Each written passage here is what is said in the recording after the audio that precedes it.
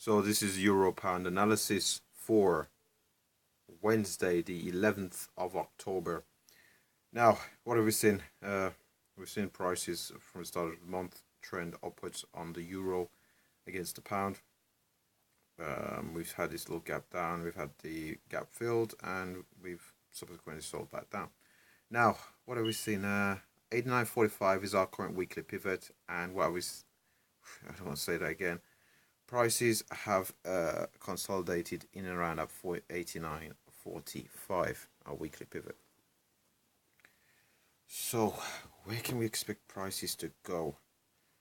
The fact that prices have not broken down from 89.45 would likely suggest that we're waiting for a news event or a catalyst to give this pair some direction.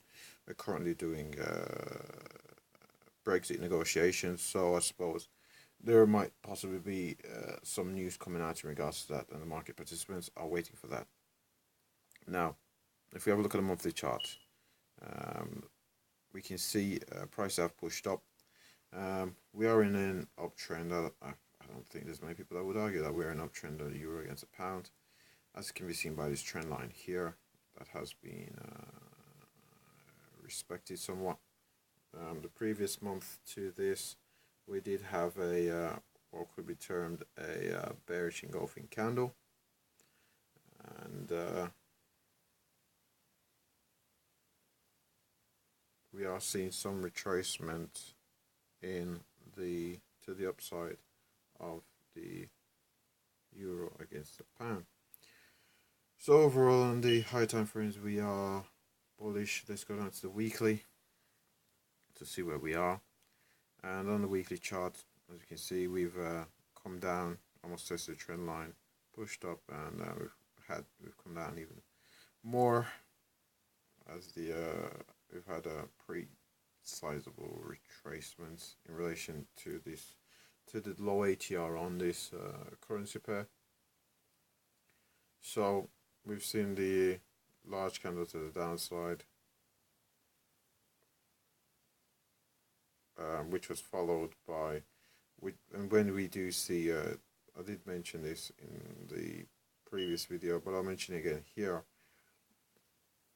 This you do have these what we termed blow-offs at the end of trends, and these are large candles at the end of a trending move, which will likely suggests that there was a one last gasp move by the bulls or the bears to really push the market down or up, after which we do see retracements and reversals. So this red candle we can see here with the black triangle above it, that was a could say is an exhaustion candle, and we've been brought back up since then.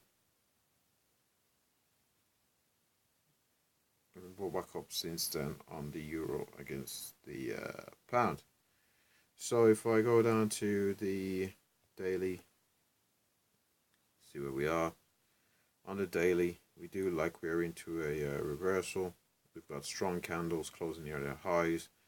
We appear to be going to a consolidation, which will likely play out as a bull flag for a retest of 90.24.